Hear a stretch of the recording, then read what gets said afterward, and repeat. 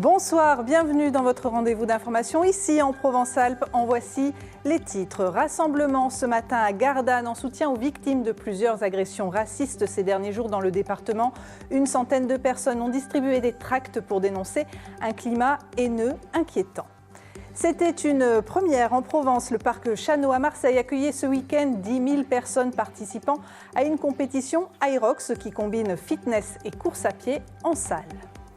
L'entretien politique de ce dimanche soir est consacré à José Massy, maire de Toulon et vice-présidente de la métropole Toulon-Provence-Méditerranée. Transport public, aménagement du littoral, poids du RN dans le Var. Elle répondra à Nathalie Ramirez. Et à la une de l'actualité nationale et internationale, la chute du régime de Bachar el-Assad en Syrie. En à peine plus de 10 jours et à la surprise générale, les rebelles emmenés par les islamistes radicaux se sont emparés des principales villes. De nombreuses questions se posent désormais sur l'avenir du pays. Le dimanche, séjour de marché à Gardanne et il y a du monde, l'occasion pour diverses associations d'attirer l'attention sur ce qu'il s'est passé fin novembre dans la commune. Une quadragénaire a été violemment agressée par deux femmes qui l'auraient traitée de sale arabe avant de la frapper et de lui arracher son voile. Et à Marignane, en milieu de semaine, une autre femme a déclaré avoir été agressée dans un supermarché. Reportage de Marie-Agnès Pelleran et Valérie Bourg. Lorsqu'une femme voilée ou un homme qui porte une kippa est agressé, violenté, injurié à cause de sa religion, de son origine, c'est toute la République qui est en danger. Une centaine de personnes s'est rassemblée ce matin à Gardanne, à l'appel de plusieurs associations citoyennes pour dire non au racisme. En quelques jours, 2 femmes voilées ont été agressées à Gardanne et Marignane. Ça nous a abasourdis. On ne s'attendait pas à ce qu'il y ait un acte aussi odieux ici. Qu'une femme le subisse dans Gardanne, c'était pour nous quelque chose d'inimaginable. Gardanne, c'est ça, c'est le bon mélange de tout. Et on vit tranquillement, c'est pour ça, la première fois qu'on a entendu ça, c'était terrifiant. Ouais. Depuis quelques années pourtant, les militants associatifs sentent le climat se tendre.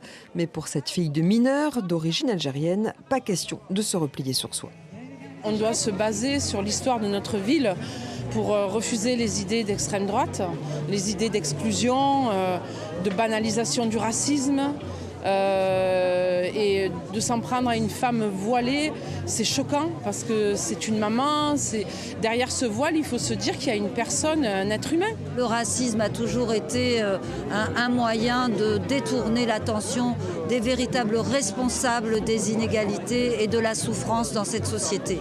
Donc occupons-nous des vrais problèmes, des problèmes sociaux, des problèmes d'inégalité économique, des problèmes de transition écologique et laissons les gens vivre en paix.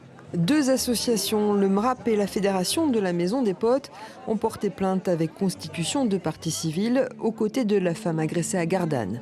Histoire de rappeler que le racisme n'est pas une opinion, mais un délit. 31 personnes interpellées, de la drogue et plus de 110 000 € saisis lors d'importantes opérations de gendarmerie du Vaucluse et des Alpes de Haute-Provence. Les détails sont à lire sur notre site internet. Attention, demain, nouvelle manifestation des taxis en colère contre la baisse de la tarification du transport médical. Opération Escargot dès 6 h du matin depuis la Valentine et plan de campagne. Les taxis remboursés par la sécurité sociale, bon nombre de patients y ont recours. Illustration en zone rurale dans les Hautes-Alpes avec ce reportage de Lucie Robert et Chloé Nivard. Salut Steph, ça va ? Il est 8 h.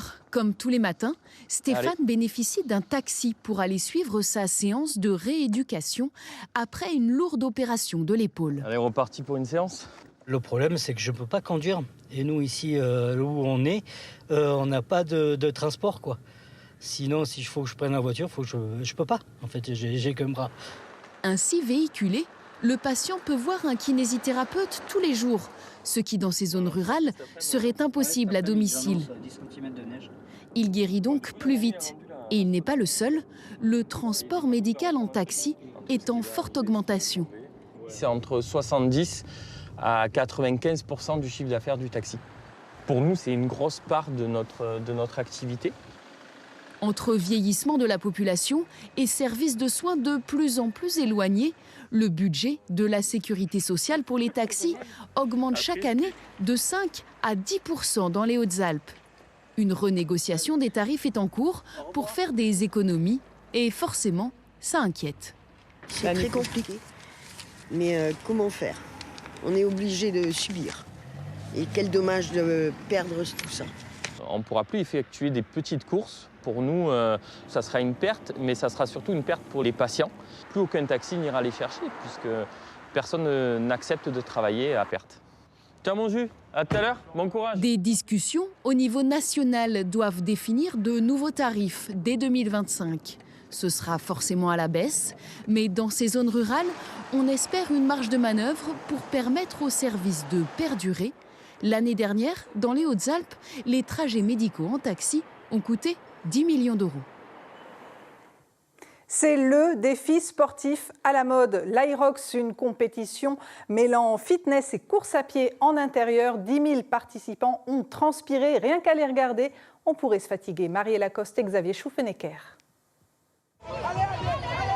150 kilos à pousser sur 50 mètres. C'est l'un des ateliers obligatoires de ce parcours unique. C'est une compétition qui mélange de la course à pied et du fitness. Donc les participants, ils peuvent être soit seuls, soit en binôme, soit même en relais à 4. Et donc il y a autant d'hommes que de femmes sur cette compétition à peu près.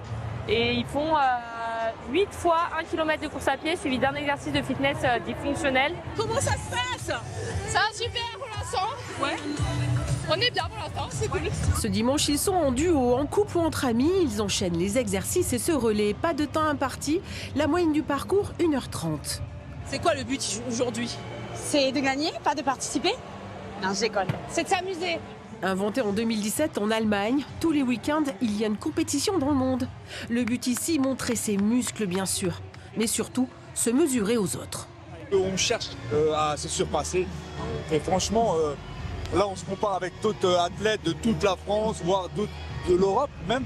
Et franchement, c'est encourageant, ça nous donne un petit peu de pêche, quoi. Allez, dernier exercice avant la ligne d'arrivée, envoyer un ballon de 6 kilos sur une cible des dizaines de fois. C'est dur. Il faut en faire combien? 100. Chacun son tour, comment vous faites? 10 par 10. Sur la ligne d'arrivée, un DJ, un photographe, de quoi immortaliser ses performances dans cette compétition ouverte à tous. Moi, c'est ce que j'aime, participer avec les valides pour montrer qu'on est là aussi. Mais c'est génial. Je suis content. Je lui ai lancé le défi, je savais qu'il allait réussir. C'est bien mon pote. 5 compétitions en France, prochaine rencontre à Toulouse en février, Paris en avril. La finale se déroulera à Chicago en juin prochain. Sport, toujours, l'OM ne veut pas tomber dans le chaudron de Saint-Etienne. Ce soir, pas le choix après la victoire de Monaco hier. Les Marseillais, désormais 3e, doivent battre la SSE pour reprendre leur place de dauphin. Rencontre prévue dans un froid glacial et une ambiance bouillante. Ce n'est pas contradictoire car l'entraîneur Roberto De Zerbi fait monter la pression sur ses joueurs depuis le début de la semaine. Dans les Alpes de Haute-Provence, à Colmar-les-Alpes, ce sont les derniers jours de tournage d'une web-série humoristique inspirée de la vie dans cette cité médiévale au XVIIIe siècle. Et tous les protagonistes sont amateurs. Reportage de Véronique Bouvier et Aurélien Casanova.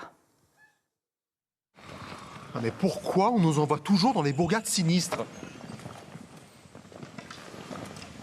Il n'y a pas un chat? J'en peux plus. J'ai faim et soif, moi.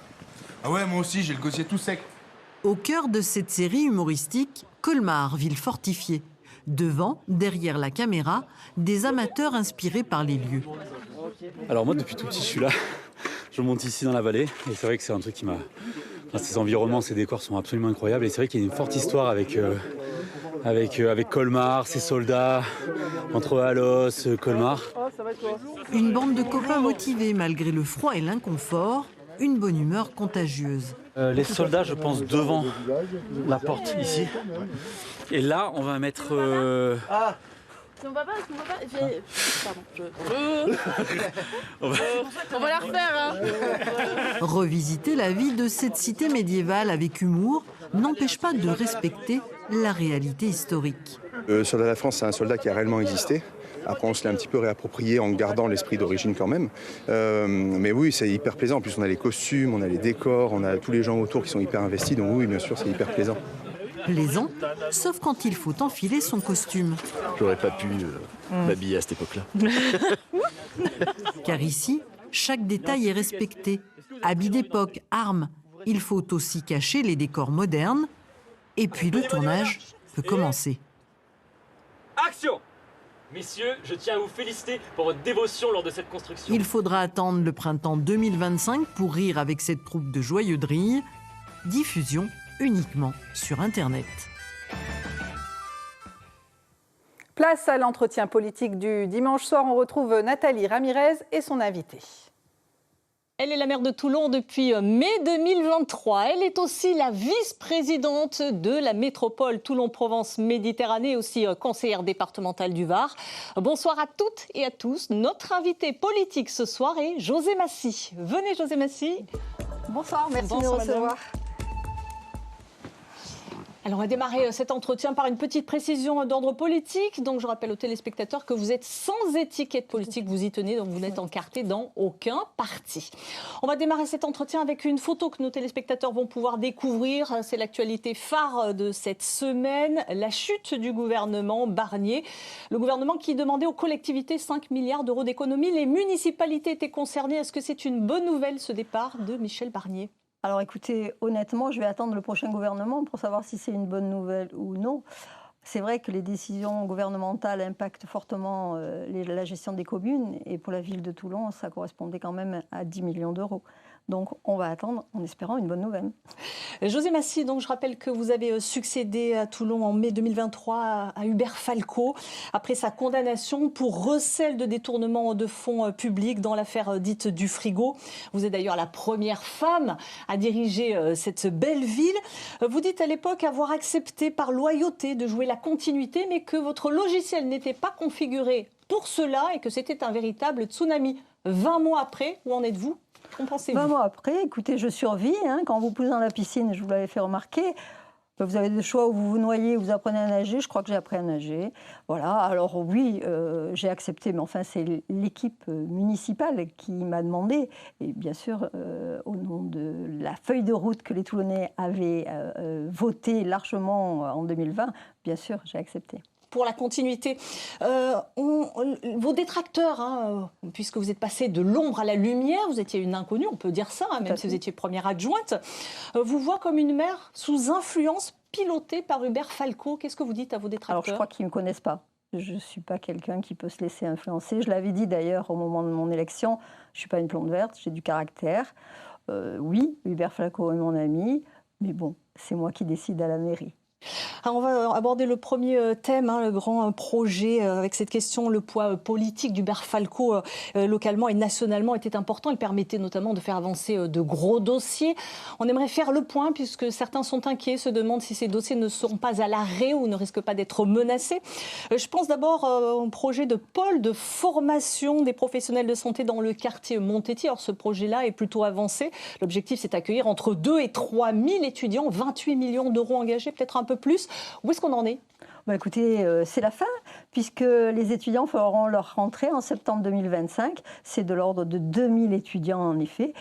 Moi, j'avais à cœur de continuer la feuille de route. Quand on nous a élus, c'était pour une feuille de route. Je la maintiens et on pourra dire aux Toulonnais, regardez, on l'a fait. On l'a fait.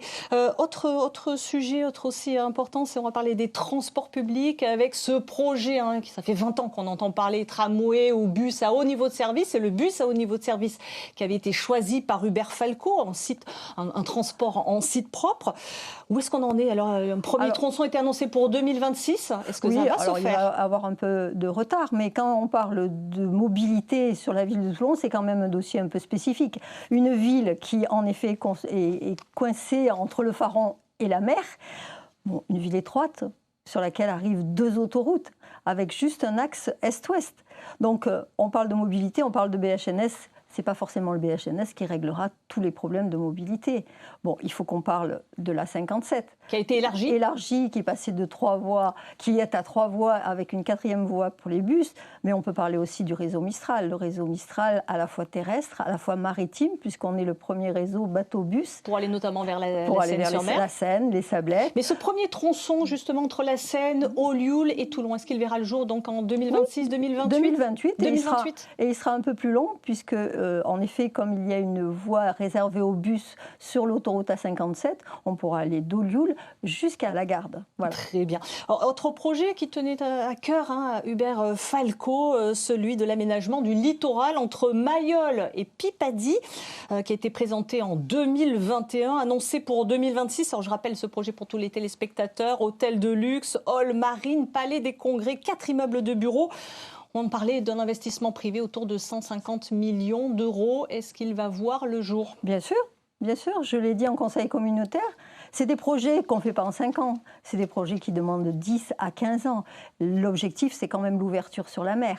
D'ailleurs, je vous encourage à aller voir. Il y a la Défense qui a déjà fait un premier travail pour changer la porte de l'Arsenal, qui déjà change et qui est déjà en construction. Le projet continuera. Mayol à Pipadie se fera avec l'ouverture sur la mer. Alors, on imagine que votre mandat ne sera pas suffisant, vous venez de le dire, pour porter et voir aboutir tous ces projets. 2026 approche, donc les municipales. D'abord, serez-vous candidate en 2026? Vous pensez bien que je ne vais pas vous répondre aujourd'hui. D'abord, je voudrais... Vous ne l'excluez pas? Non. Hubert Falco, la procédure judiciaire est en cours. Il s'est pourvu en cassation. Il s'est pourvu en cassation. Et je le dis, je le redis, nous souhaitons le retour d'Hubert Falco. Pour un 5e mandat? Pourquoi pas? Vu le travail qu'il a fait sur les 4 premiers, pourquoi pas? S'il peut se représenter, on sera derrière Hubert Falco. Dans votre camp, le sénateur LR Michel Bonus est déjà parti en pré-campagne. Il semble intéressé par ce poste. Il a déjà créé des groupes de travail. Que pensez-vous de cette candidature pour la mairie de Toulon? Alors, je voudrais rappeler que Michel Bonus fait partie de la majorité municipale. Il a été élu 4 fois sur la 4 fois sur les listes en 2020, il était aussi sur l'équipe municipale et sur la liste. Bon, après, il est devenu notre sénateur. Pour moi, Michel Bonus fait partie de notre famille. Qu'il travaille, c'est normal, comme tous les élus de la ville. On travaille. Et puis quand on passe au département du Var, on sait que le Rassemblement national a fait de bons scores législatifs. 7 circonscriptions sur 8, seule celle de Yannick Chenevard, celle de Toulon, a résisté. Est-ce que cela vous inquiète? Non, c'est plutôt encourageant. Toulon a résisté. Seul Toulon a résisté. Seul Toulon, le village gaulois du Var, bien sûr. Non. Vous pensez que l'expérience FN, à l'époque de Jean-Marie Le Chevalier, a marqué les esprits, suffira à Toulon, permettra à Toulon de ne pas tomber aux mains du RN? Je ne peux pas vous dire ça, mais je pense que quand on parle beaucoup du devoir de mémoire en ce moment, du 80e anniversaire de la Libération, je pense qu'il y a un devoir de mémoire sur Toulon aussi. En effet, Toulon a vécu l'expérience du Front National de 1995 à 2001. On a mis 3 mandats pour récupérer, pour faire assainir les finances de la ville. Donc je pense, écoutez, que les Toulonnais attendent de voir. Ils savent ce que l'on a fait pendant les 3 mandats. Merci. On verra. Merci encore d'avoir répondu à toutes ces questions. Notre prochain rendez-vous, c'est dimanche. Et notre invitée sera Eliane Bareil. Merci encore d'avoir répondu à toutes ces questions. Merci de m'avoir invitée.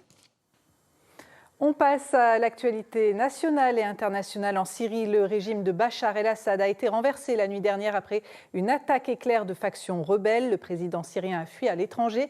Dans les rues de Damas, les scènes de joie se succèdent. Mais ce soir, beaucoup de questions se posent sur l'avenir du pays. Luc Bazizin. Des scènes de liesse populaire tout au long de la journée. Des tirs de célébration. Des klaxons. Des selfies pour immortaliser cette journée historique. Damas est libéré.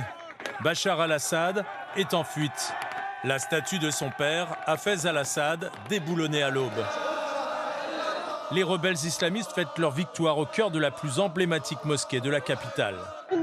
Je suis venue pour exprimer ma joie, au nom des mères de tous les disparus, des prisonniers et des martyrs.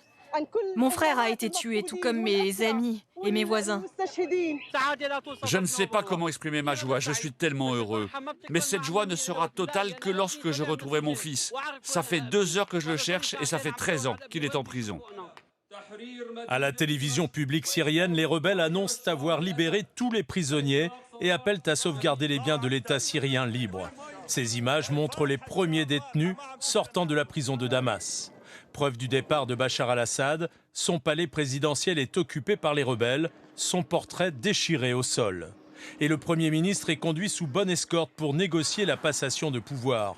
Le nouvel homme fort, c'est lui. On le voit arriver ce matin à Damas en priant. Abou Mohamed al-Jolani, 42 ans, à la tête de la coalition qui a renversé Assad.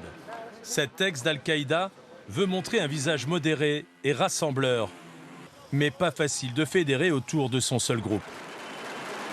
Il faut toujours le considérer comme un groupe djihadiste national, en tout cas, ou au moins islamiste radical. Je ne vois pas de transition pacifique, je ne vois pas d'apaisement. La Syrie ne sera pas unie, elle est déjà divisée entre différentes entités armées qui ne veulent pas poser les armes. En attendant, tout le pays, comme ici, plus au nord à Holmes, veut croire à une ère de liberté. Après plus de 50 ans d'oppression. Et selon les agences de presse russes, Bachar al-Assad se trouve actuellement à Moscou avec sa famille. Si la plupart des pays occidentaux se félicitent de la chute de Bachar el-Assad, une crainte tout de même que le pays tombe dans le chaos ou aux mains des islamistes. Ce qui est sûr, c'est que le dictateur déchu était l'un des principaux partenaires de l'Iran. Alors que pourrait changer son départ dans l'équilibre régional et en particulier pour Israël? Nous retrouvons à Jérusalem Arnaud Miguet. Oui, la chute de Bachar al-Assad rebat les cartes dans la région sans aucun doute. En Turquie, qui semble avoir joué un rôle déterminant dans cette chute par son soutien aux rebelles, ce sont des scènes de liesse. En revanche, pour l'Iran, principal allié du régime syrien renversé, son influence au Moyen-Orient est probablement mise à mal. Ici en Israël, on est entre satisfaction et inquiétude. Si Benjamin Netanyahou, le Premier ministre, cet après-midi a qualifié ce 8 décembre de jour historique pour le Moyen-Orient, il a aussi ordonné à l'armée israélienne de frapper sur des sites près de Damas, notamment des dépôts d'armes, mais aussi des bâtiments, et surtout de prendre le contrôle de la zone tampon du Golan, à la frontière avec la Syrie. Tsahal aurait même imposé un couvre-feu dans 5 localités situées dans cette zone. Dans la région, tous les pays ont été pris de court par la rapidité des événements et s'inquiètent du chemin que vont prendre les rebelles islamistes. Et à propos de la guerre entre l'Ukraine et la Russie, la déclaration choc de Donald Trump après avoir rencontré Volodymyr Zelensky hier après-midi à l'Élysée. Le futur président américain appelle à un cessez-le-feu immédiat et à l'ouverture de négociations. Le président ukrainien a répondu qu'il avait besoin pour cela de garanties de paix effectives. Juliette Poissonnier. Une rencontre trilatérale acceptée au dernier moment par Donald Trump. Hier après-midi, en marge des cérémonies pour Notre-Dame de Paris, le président français s'entretient d'abord avec son homologue américain, élu mais pas encore investi. Il semblerait que le monde devienne un peu fou en ce moment. Nous allons parler de tout ça. Puis Volodymyr Zelensky les rejoint. L'entretien dure 35 minutes. Aucune information ne filtre sur la teneur des discussions. Ce matin, Donald Trump en dit un peu plus sur le fond de sa pensée concernant l'Ukraine. Ils ont perdu de façon ridicule 400 000 soldats et bien plus de civils. Il doit y avoir un cessez-le-feu immédiat et des négociations doivent commencer. Je connais bien Vladimir, il est temps pour lui d'agir. C'était l'une des promesses de campagne du président américain. Mettre fin à une guerre qui coûte cher aux États-Unis dès son arrivée au pouvoir en janvier prochain. Dans une interview enregistrée avant son arrivée à Paris et diffusée cet après-midi, il augmente la pression sur l'Ukraine. Est-ce que l'Ukraine doit se préparer à moins d'aide américaine quand vous serez au pouvoir? Probablement. Bien sûr. Mais Donald Trump ne précise pas sa stratégie face à Moscou pour obtenir un cessez-le-feu.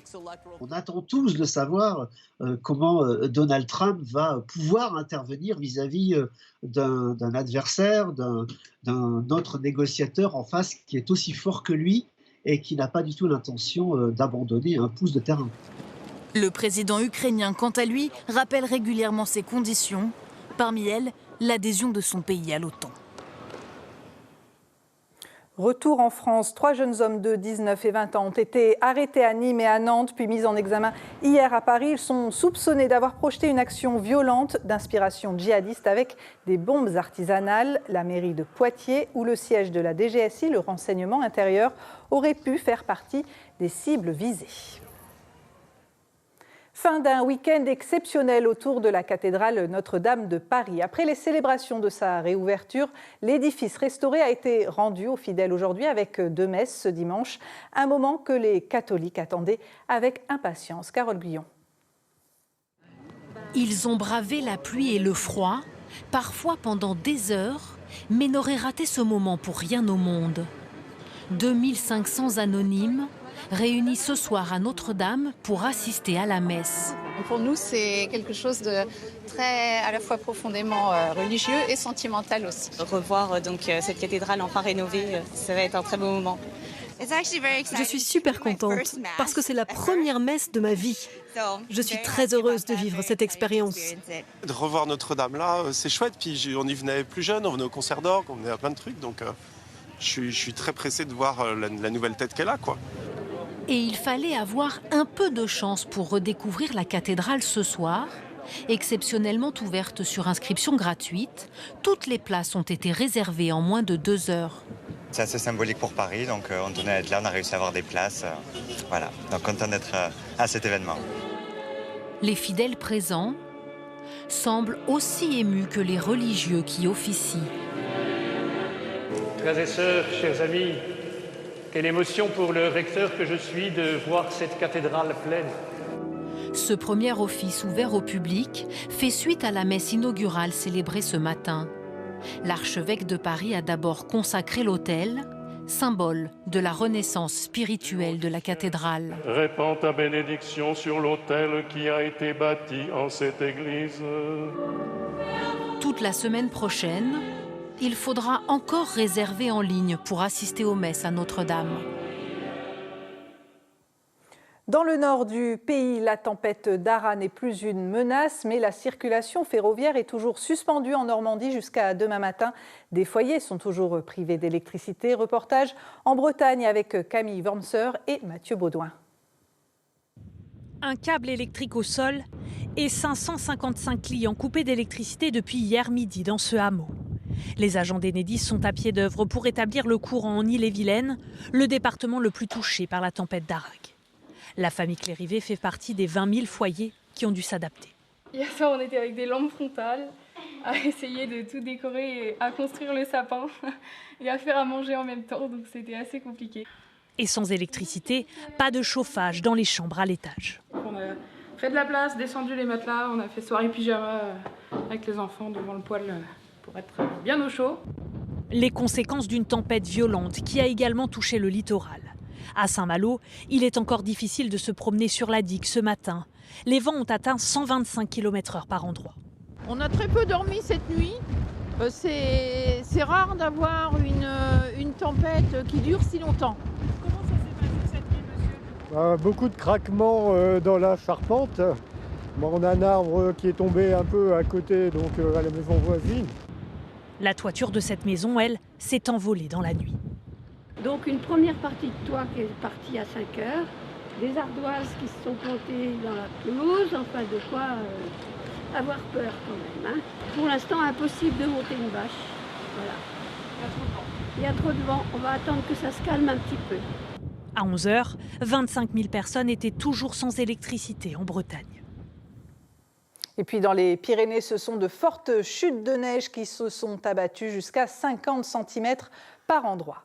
Dans les Alpes de Haute-Provence, le marché de Noël de Malijai fête ses 30 ans, 70 exposants, aucun revendeur, uniquement des artisans et producteurs en circuit court. Reportage de Véronique Bouvier et Aurélien Casanova.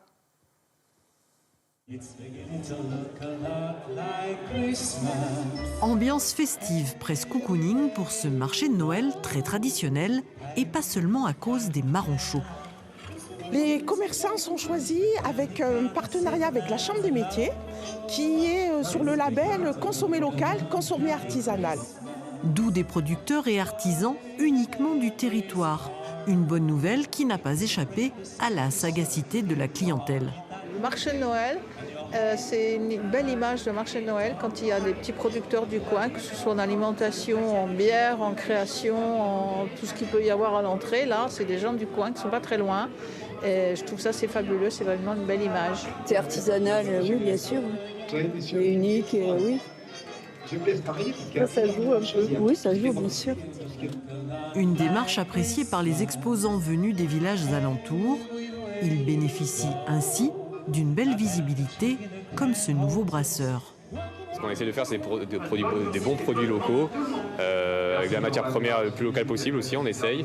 Voilà, et puis dessiner aux gens locaux. Moi, c'est vraiment, j'ai essayé d'avoir un circuit très court en distribution pour vraiment les gens du coin. Et cela tombe bien, car cela correspond aux valeurs de cette maroquinière. J'essaye de faire des objets durables, qui servent, pas des choses absolument inutiles. Du réparable aussi. J'ai envie d'avoir des produits qui durent et qu'on puisse revenir me voir et me dire ça j'aimerais bien le réparer, le faire durer dans la vie. Finalement, le seul invité venu de très loin, du cercle polaire exactement, le Père Noël, mais il est pardonné.